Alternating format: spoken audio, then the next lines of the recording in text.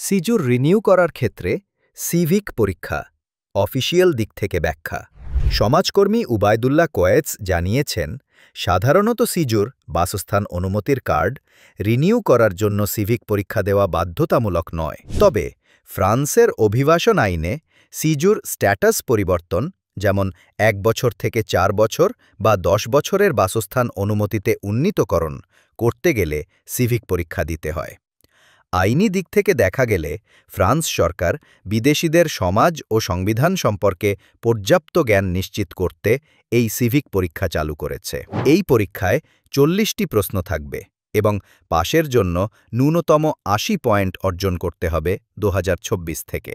পরীক্ষাটি সাধারণত প্রেফেকচারের অধীনস্থ অথবা অনুমোদিত প্রতিষ্ঠান থেকে নেওয়া হয়। ফ্রান্সের সিভিক পরীক্ষা একটি গুরুত্বপূর্ণ আইনি প্রক্রিয়া, যা অভিবাসীদের দেশীয় আইন, সাংস্কৃতিক মূল্যবোধ ও নাগরিক কর্তব্য সম্পর্কে সচেতন করে, যাতে তারা সমাজের সম্পূর্ণ অংশীদার হতে পারে বলে তিনি মনে করেন।